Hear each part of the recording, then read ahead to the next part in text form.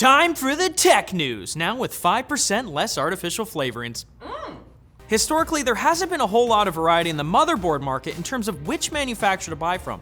But there's some big news as it looks like one major company is finally going to start providing boards for fans of Team Red. EVGA has just released a video teaser for its Dark series of motherboards that don't bother with RGB lighting or other ostentatious bling, but the trailer very obviously put a Ryzen logo behind the Dark emblem, suggesting that we'll be seeing EVGA make AMD compatible boards for the first time in a very, very long time. The move makes sense, considering AMD has been experiencing a surge in popularity ever since first-gen Ryzen, and it's never smart to ignore a huge swath of your potential market. Just ask the folks at BlackBerry who thought serious professionals wouldn't be interested in the iPhone. How Idiots. wrong you were. Wait, they were right, actually. Yeah.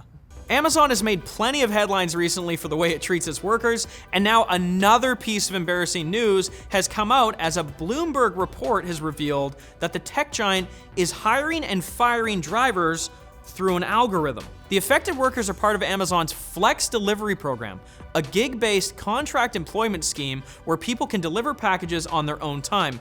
Kind of like Uber, but for Amazon orders.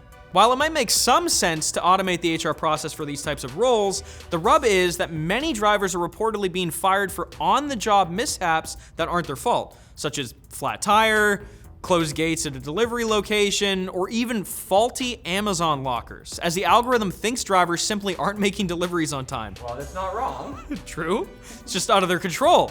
Terminated drivers reportedly have very little recourse, as they have to pay $200 just to appeal. And even that isn't a sure thing. I mean, we already have to deal with terrible human bosses enough. Not talking about you, of course, Linus. You're great. You're fantastic. Thank you. He's not human. He is a robot. If anybody knows how to clone Linus, you let us know.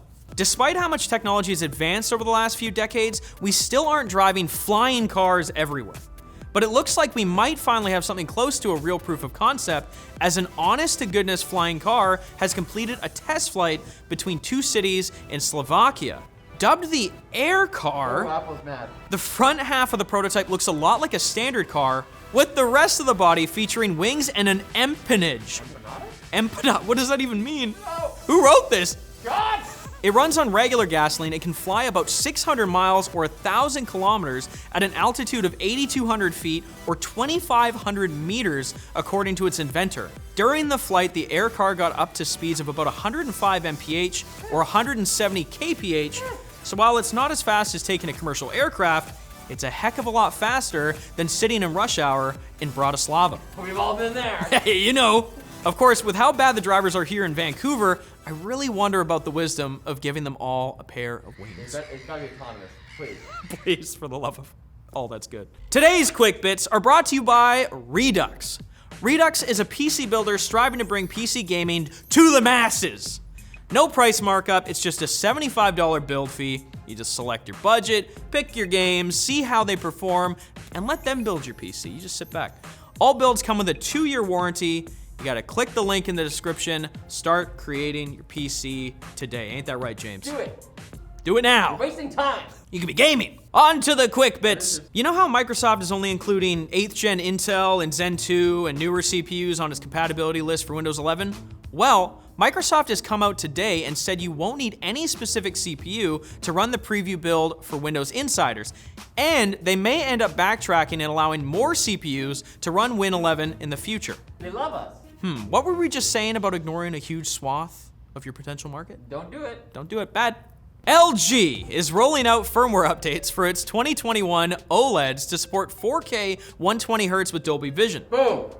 Got him! The update is aimed at Xbox Series X owners whose consoles have the ability to output Dolby Vision at 4K 120, though there aren't any supported games out for the platform yet. LG is also looking at updating its 2020 OLED sets, and QNED displays should also be getting the update. Hopefully, compatible games will follow soon before LG releases another Alphabet Soup TV lineup. It's a joke. Hey, that's a little dig at LG.